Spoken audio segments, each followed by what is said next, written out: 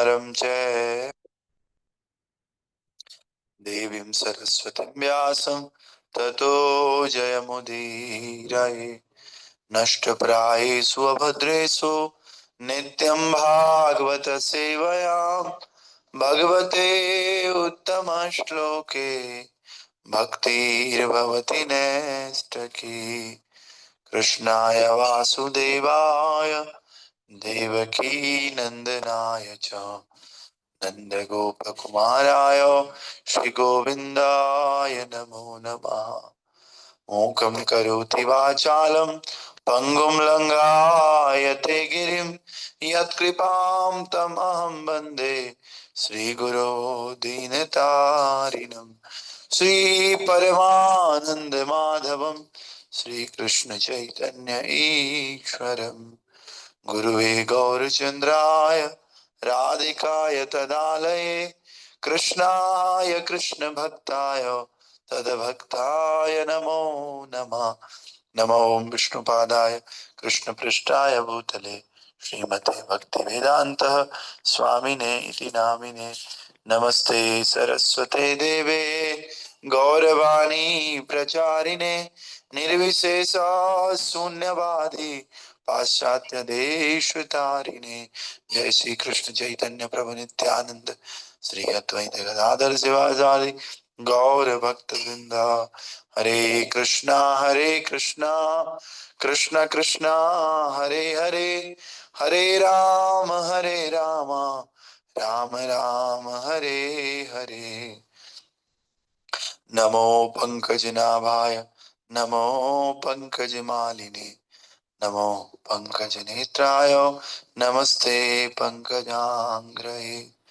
ग्रंथराज श्रीमद्भागवत महापुराण की जय। श्रील प्रभुपाद गुरु महाराज की जय। श्री श्री राधा श्याम सुंदर राधा राधिका रमन कृष्ण बलराम की जय। श्री श्री गौर निताय की जय। श्री श्री जगन्नाथ बलदेव सुभद्रा चक्र सुदर्शन की जय। लड्डू गोपाल की जय। श्री श्री वृंदावन धाम की जय। श्री श्री नरसिंह देव प्रहलाद महाराज की जय। पंच तत्व की जय। समस्त गुरु परंपरा की जय।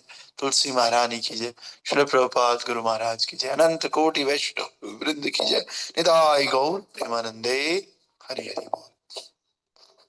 तो आप सभी भक्तों का स्वागत है सुबह की भागवतम कक्षा में। और हम लोग श्रीमद् भागवत महापुराण पहला स्कंद दूसरा स्कंद अध्याय संख्या 2 हृदय में भगवान और श्लोक संख्या 40 आज हम पढ़ रहे हैं। इस प्रकार से है।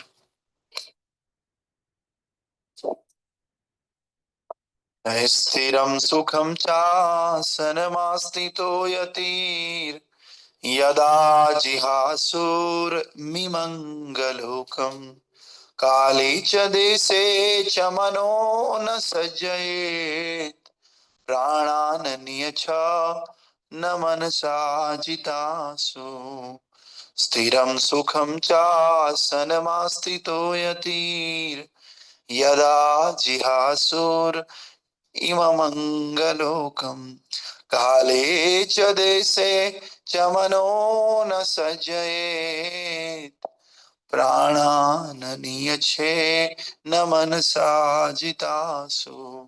स्थिरं सुखं चासनमास्थितो यतिर् यदा जिहासुर इममङ्गलोकम् काले च देशे च मनो न सज्जयेत् प्राणान् नियच्छे न मनसा जितासु।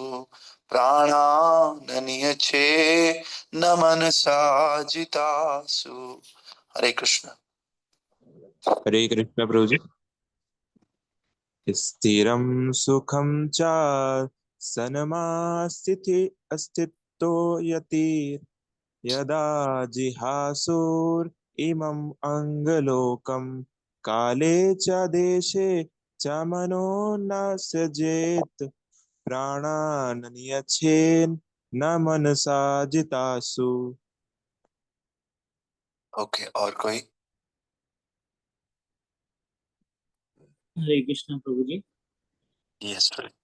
स्थिरं सुखं च समनुसा स्थितो यति यदा जिहासूरिमं मङ्गलोकम् काले च देशे च मनो न सज्जयेत् प्राणान् यच्छेन मनसा जिताशुः। हरे कृष्णा। ओके, और कोई? हरे कृष्ण प्रभु जी प्रणाम। स्थिरं च सुखं च शनामश्रितो यते यदा जिहासुरिममङ्गलोकम् काले च देशो च नमो न सज्जयेत् प्रणामनिश नियायेन मनसजित्सुः। ओके, तो कल हमने देखा कि किसी भी प्रकार से मनुष्य को अपने कर्तव्य पूरे करते हुए भगवान से अवश्य कनेक्ट होना चाहिए, तभी इस संसार में वास्तविक सुख मिल सकता है। और दूसरी बात हमने ये देखी थी कि ये संसार मनुष्य के लिए नरक बन जाता है अगर उसे उच्च ज्ञान प्राप्ति नहीं होती है। और कितने भी अच्छे गुण उसके अंदर क्यों ना हो, लेकिन अगर वो आध्यात्मिकता में कनेक्टेड नहीं है तो वो व्यक्ति के लिए संसार नरक बन जाता है। लेकिन इतने गुण ना भी हो और आध्यात्मिकता से कनेक्टेड हो तो ये संसार ही स्वर्ग की तरह लग सकता है। ये कल हमने देखा था। आज के श्लोक का अर्थ इस प्रकार से है। हे राजन, योगी जब भी इस मानवीय ग्रह को छोड़ने की इच्छा करे तो वह उचित काल या स्थान के विषय में व्यग्र हुए बिना सुविधा पूर्वक अविचल भाव से आसन लगा ले और प्राण वायु को नियमित करके मन द्वारा अपनी इंद्रियों को वश में करे। तो कई लोग बोलते हैं कि ये मृत्यु का उचित समय नहीं है, या ये उचित काल नहीं है, उचित स्थान नहीं है, इस स्थान में प्राण नहीं छोड़ने चाहिए, कहीं काशी में मथुरा में उधर जाकर के छोड़ने चाहिए, है ना। तो भगवान सुखदेव गोस्वामी जी यहाँ पर कह रहे हैं कि भैया आपको ये सोचने की जरूरत नहीं है कि ये समय अच्छा है कि नहीं। आपको ये भी सोचने की जरूरत नहीं है कि ये जगह अच्छी है कि नहीं प्राण छोड़ने के लिए। बस आपको क्या करना होगा, आपको अविचल भाव से आसन लगा लेना है और प्राण वायु को नियमित करके मन द्वारा अपनी इंद्रियों को वश में करना है। ठीक है, ये कब होगा? ये तो प्रैक्टिस से ही होगा। प्रैक्टिस होगी नहीं तो मरते समय वैसे ही इतना दर्द हो रहा है, कहाँ आदमी को इतना ध्यान आएगा कि भाई प्राण वायु को कंट्रोल कर लो और मन को, इंद्रियों को, सबको वश में कर लो। तो ये तो बहुत डिफिकल्ट है, तो इसके लिए बहुत प्रैक्टिस चाहिए। इसीलिए हमें योगी बनना चाहिए हर प्रकार से। जो योगी है, योगी ही वास्तव में अंत समय में ऐसा कर सकता है। इसलिए we should try to become a yogi. तो तात्पर्य भाई अर्चनीय, वंदनीय, प्रातः स्मरणीय जगत गुरु श्रील प्रभुपाद जी द्वारा श्रील प्रभुपाद की जय। प्रभुपाद बताते हैं कि श्रीमद् भगवत गीता में स्पष्ट कहा गया है कि जो व्यक्ति भगवान की दिव्य प्रेममयी सेवा में पूर्णतः लगा रहता है और जो पग पग पर उन्हीं का निरंतर स्मरण करता रहता है, वो भगवान का साक्षात सानिध्य प्राप्त करके आसानी से उनकी दया प्राप्त करता है। ऐसे भक्तों को वर्तमान शरीर को त्यागने के लिए उपयुक्त समय ढूंढने की आवश्यकता नहीं होती, किंतु जो मिश्रित भक्त हैं, सकाम कर्म या तार्किक ज्ञान को मिलाए हुए हैं, उन्हें इस शरीर का त्याग करने के लिए उपयुक्त क्षण की अपेक्षा रहती है।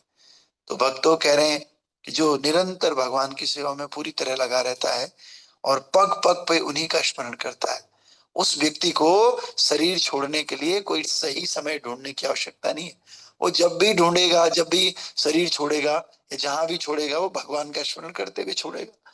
तो उसको इस बात की चिंता ही नहीं कि वो उत्तरायण में गया या दक्षिणायण में गया, या फिर वो काशी में गया, या फिर वो दिल्ली में गया, देहरादून में गया, अफ्रीका में गया, उसे कोई लेना देना ही नहीं। तो हमारे इस्कॉन में जैसे हेजोलिनस भक्ति चारू स्वामी महाराज, वो तो अमेरिका में उन्होंने शरीर छोड़ा है। तो अमेरिका कोई काशी या मथुरा थोड़ी है, लेकिन शुद्ध भक्त है, उन्हें फर्क ही नहीं पड़ता अमेरिका है या मथुरा है। उनके लिए सब जगह एक जैसी है। क्यों? क्योंकि यदमत भक्त कीर्तयन्तो तत्र तिष्ठामि नारद। जहाँ भगवान है, जहाँ भगवान का स्मरण है, वो भगवान का धाम है, वो वृंदावन है। अफ्रीका भी वृंदावन बन सकता है, अमेरिका भी वृंदावन बन सकता है अगर वहां पर भक्ति हो रही है, वहां पर भगवान का स्मरण है, तो वो साक्षात वृंदावन है। तो प्रभुपाद जी कहते थे इस्कॉन के जितने सेंटर्स हैं ये सारे वृंदावन है, गोलोक हैं, सब वैकुंठ आज। तो इसलिए जहां भी भगवान की भक्ति होती है वो वैकुंठ है। तो लेकिन जो लोग सकाम कर्मी है, जो लोग शुद्ध भक्त नहीं है, भगवान की प्रेमा भक्ति नहीं करते, उन लोगों को जो है ऐसे उपयुक्त समय ढूंढने की आवश्यकता होती है। और उनके लिए ऐसे उपयुक्त क्षणों का उल्लेख श्रीमद् भगवत गीता में हुआ है। आप 8वां चैप्टर पढ़ोगे तो 8वें चैप्टर में भगवत प्राप्ति उसका नाम है। तो उसमें लिखा हुआ है किस समय जाओगे तो कहाँ जाओगे, अंधेरे में जाओगे तो क्या होगे, रात में जाओगे तो कहाँ होगा, उत्तरायण में जाओगे तो क्या मिलेगा, दक्षिणायन में जाओगे तो क्या मिलेगा। लेकिन ये किसके लिए है? ये उनके लिए है जो भगवान की प्रेमा भक्ति नहीं करते, जो सकाम कर्मी है। तो लेकिन जो भक्त है उनको इनसे कोई लेना देना नहीं है। लेकिन ये उपयुक्त क्षण उतने महत्वपूर्ण नहीं होते जितना कि मनुष्य का सफल योगी बनना होता है, जो इच्छा अनुसार शरीर का त्याग कर सके। तो भैया कह रहे हैं कि ये क्षण उतने महत्वपूर्ण नहीं है, इससे ज्यादा महत्वपूर्ण ये है कि मनुष्य योगी बने। और योगी बन के कोई भी समय हो, कोई भी स्थान हो, वो आराम से अपने मन और इंद्रियों को वश में करके भगवान का ध्यान करते हुए शरीर को छोड़ सकता है।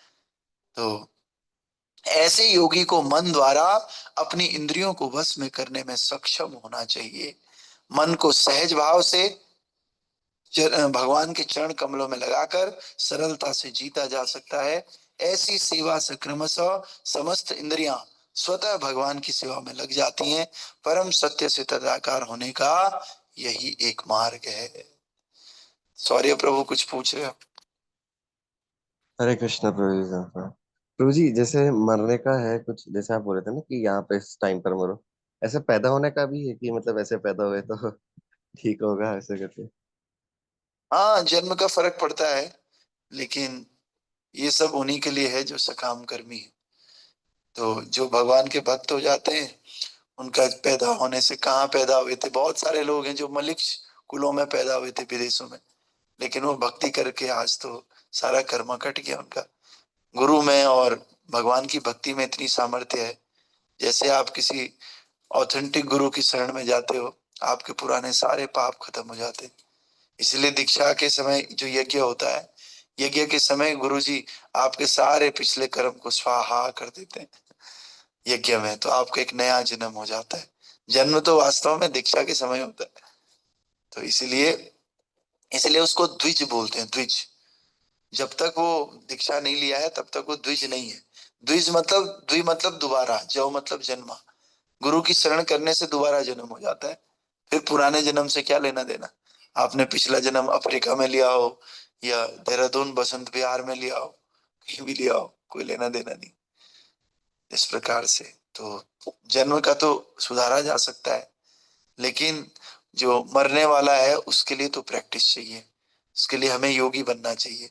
खूब भगवान का जो ध्यान करेगा, दिन भर कृष्ण भावना भावित रहेगा, वो व्यक्ति कैसे नहीं योगी बन पाएगा, कैसे नहीं उसका मरण जो है सफल। देखो जीवन सफल तो होता ही है, लेकिन मरण सफल हमें करना है अब, कि क्योंकि अब तो जन्म तो होगा नहीं अब हमारा, अब तो हमारा मरण होगा। तो ऐसा नहीं कि गीता क्लास में ही सालों में एक बार दिख रहे हो, महीनों में एक बार दिख रहे हो और सोच रहे हम योगी बन जाए। It is very difficult to become yogi for those. It required very consistence effect, बहुत ही कंसिस्टेंसी चाहिए। तो ये श्रवण से होगा।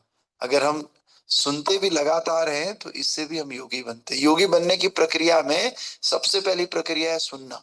बिना सुने कैसे कोई योगी बन सकता है? इसीलिए नियमित रूप से हमें सुनना चाहिए। सुनेंगे तो उसका पालन करेंगे, पालन करेंगे, पालन करने की प्रैक्टिस करेंगे तो हम योगी बनेंगे। फिर चाहे हम कहीं भी अपना शरीर छोड़ें, हम भगवान के धाम ही जाएंगे। तो एक प्रैक्टिस हो जाती है भक्तों की भी। कुछ भी गुनगुनाते हैं तो भगवान के कीर्तन ही उनके मुंह पे आ जाते हैं। ऐसे ही जब मरते समय शरीर छूट रहा होगा ना, तो कुछ ना कुछ तो आदमी बोलेगा। अब जिसने संसार की गप्पे मारी होंगी वो संसार की बातें बोलेगा, उस समय मुंह से निकलेंगी। लेकिन जिसने ठाकुर जी का भजन किया होगा, हरे कृष्ण कृष्ण कृष्ण हरे हरे, हरे राम राम राम हरे हरे, हरे कृष्ण कृष्ण कृष्ण हरे हरे, हरे राम राम राम हरे हरे, बार बार ये किया होगा, तो जब भी कोई डिफिकल्ट सिचुएशन आएगी उसके उसके मुंह में यही आएगा, हरे कृष्ण कृष्ण कृष्ण हरे हरे, राम राम राम राम हरे हरे। जैसे हम लोग कई बार भक्त लोगों को आदत होती है, जब बाय बाय कर रहे हैं किसी को तो हरे कृष्णा, जैसे कोई बात कर रहे हैं, तो ऐसे कई भक्तों को मैंने देखा ऑफिस में, तो मुस्लिम्स को भी बोल देंगे वो, हरे कृष्णा, ठीक है प्रभु जी हरे कृष्णा। तो वो हरे कृष्णा की जो आदत बन गई ना, ये आदत हमारा उद्धार करवाती है। तो इसलिए हम सबको नियमित बेसिस पे, नियमित रूप से इस क्लास में आना चाहिए, नियमित रूप से भगवान का नाम लेना चाहिए, इसकी प्रैक्टिस करनी चाहिए। तो इस प्रैक्टिस से जो है हमारा जीवन मरण होगा, और भगवान से प्रार्थना करनी चाहिए कि हमारा जीवन और मरण सब सफल कर देना, क्योंकि अंत में हमारी क्या क्या दशा होगी हम कोई नहीं जानते। जानते हैं कि हम लोग, हमें क्या पता अंत में क्या दशा होगी।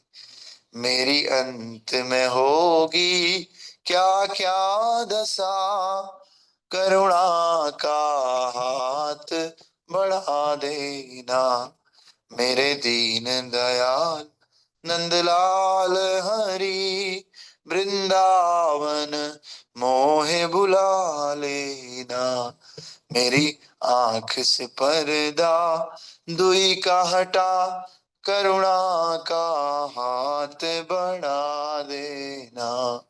तो जब हम भगवान को प्रेयर करेंगे तभी तो वो करुणा का हाथ बढ़ाएंगे, और प्रेयर तो हरे कृष्ण महामंत्र से होती है। महामंत्र से लेना देना नहीं, कई हफ्तों से, कई दिनों से हम कह रहे हैं ठाकुर जी आ जाएंगे, ठाकुर जी को बोलना पड़ता है, बुलाना पड़ता है, प्लीज। तो इस प्रकार से हरे हम कृष्णा सब, प्रभु। यस माता जी। दंड प्रणाम प्रभु जी। प्रभु जी, जैसे अभी इस भौतिक संसार में प्रभु जी कोई भी मरता है ना, तो कोई किसी का मतलब फटक से मतलब मृत्यु हो जाती है जल्दी से, मतलब उनको परेशानी भी नहीं होती है, तो फिर लोग कहते हैं अरे इसने तो अच्छे कर्म किए हैं। तो ये कैसे होता है प्रभु जी? और वो मतलब सब कुछ कर रहा है, मतलब मीट खा रहा है, मांस खा रहा है, दारू सब कुछ पी रहा है प्रभु जी, लेकिन फिर भी कहते हैं कि इसने तो बहुत अच्छे कर्म किए हैं इसलिए इसकी मृत्यु अच्छे से हो गई। तो कैसे समझे प्रभु जी हम? मृत्यु तो हुई, मृत्यु तो हुई पे, लेकिन वो भगवान के धाम थोड़ी पहुंचा है, चाहे फटक से भी चाहे कैसे भी। जैसे ये कोई जानवर है, जानवर को कोई मारता है इससे, बिल्कुल हथियार से, तो एकदम एक सेकंड में उसकी मौत हो गई। लेकिन उस मौत के बाद का जो सफर है, जरूरी नहीं है कि हमने अगर बुरे काम किए हैं तो उसका फल हमें मृत्यु के समय मिलेगा। मृत्यु के बाद भी तो जीवन है ना। अगला जीवन उसका जहां जाएगा वहां मिलेगा वो फल। पर ऐसा नहीं है कि उसकी जल्दी से मृत्यु हो गई तो भगवान के धाम जाएगा। मतलब ये नहीं हुआ ना, जो हम, हमारा जो कंटेंट है, कंटेंट ये है कि मरते समय हमें भगवान की स्मृति होनी है। तो उसने जिंदगी भर मीट खाया है या कुछ भी किया, तो उसको नारायण स्मृति कैसे हो सकेगी? नारायण स्मृति तो नहीं हुई, चाहे वो फट से मरा, चाहे वो बहुत सालों बाद मरा। और वो तो उसके लिए अच्छा था, अगर वो मरते समय बहुत ज्यादा झेलता तो वो उसके लिए अच्छा था, सारे कर्म यही काट के चले जाता। लेकिन उसकी मृत्यु मतलब फट से हो गई, तो उसके लिए कर्मों का बंधन तो और बढ़ गया, जो कि उसे अगले जन्म में और काटना पड़ेगा। तो ये तो लोग गलत कहते हैं। ऐसा नहीं है कि जिसकी मृत्यु फट हो गई तो उसने अच्छे कर्म ही किए होंगे, ऐसा नहीं, लेकिन वो इस तो हार्ट अटैक। हाँ जी जी। मटेरियल में वर्ल्ड में तो वही समझा जाता है ना प्रभु जी की, मतलब जो ये भौतिक जगत है इसमें तो लोग वही समझते हैं ना कि वो उसने बहुत अच्छे कर्म किए हैं, वो जल्दी से चला गया, ये वो मतलब वही सोचते हैं ना प्रभु जी है, पर लोग। लोगों की समझने से कुछ थोड़ी होता है। वैसे तो प्रभुपाद जी ने कितने कष्ट झेले अंत में, इतनी भक्ति करने के बाद भी। तो इसका मतलब प्रभुपाद जी के अच्छे कर्म नहीं थे क्या? जो ज्यादा कर्म भोगता है ना मरते समय, कहने का मतलब ये है कि वो सारे कर्म यही भोग करके चले जाता है, अब उसके पास अगले जन्म में कम भोगने के लिए। लेकिन जो तुरंत चले जाता है वो तो भोगा ही नहीं कुछ भी, उसका सारा अकाउंट वैसे का वैसे ही है। तो ऐसा नहीं है। प्रभुपाद जी अभी जय पताका स्वामी महाराज कितना कष्ट भोग रहे हैं, सोचिए, इसका मतलब उन्होंने बहुत बुरे कर्म किए? ऐसा नहीं है। गोपाल कृष्ण महाराज ने भी इतना सब कुछ देखा है ना। जी तो प्रभु ऐसा नहीं है, भौतिक संसार वाले तो सोचते रहते हैं, हमने, उनका तो एटीट्यूड ही वैसा है। तो हम लोगों को तो शास्त्रिक अंडरस्टैंडिंग के साथ चलना है, तो जी प्रभु शास्त्र के अनुसार तो ऐसा ही है ना। जी प्रभु जी, धन्यवाद प्रभु जी। जी। और इससे भी बड़ी बात यह है कि भाई कोई जल्दी मर रहा है या लेट में मर रहा है, तो जीवन सफल हो रहा है या नहीं हो रहा है? जीवन सफल तो तब होगा जब वो भगवान को याद करते हुए मरेगा, बस। चाहे जल्दी मरे चाहे लेट में मरे। तो जो जिंदगी भर प्रैक्टिस करेगा ठाकुर जी की, मरते समय ठाकुर जी का नाम लेके मरेगा। तो जो नहीं प्रैक्टिस करेगा वो वही ऐसे ही मरेगा। तो ये है, तो हम जी सबको प्रैक्टिस करनी है बस, ताकि हम धन्यवाद। मरते समय योगी बने। ग्रंथराज श्रीमद् भागवत महापुराण की जय। श्रील प्रभुपाद गुरु महाराज की जय। अनंत कोटि वैष्णव वृंद की जय। नामाचार्य शील हरिदास ठाकुर की जय। निताय गौर प्रेमानंदे। हरि हरि बोल। मंगला आरती की जय। लेट आने वालों की भी जय और कभी कभी आने वालों की भी जय। हरे कृष्णा।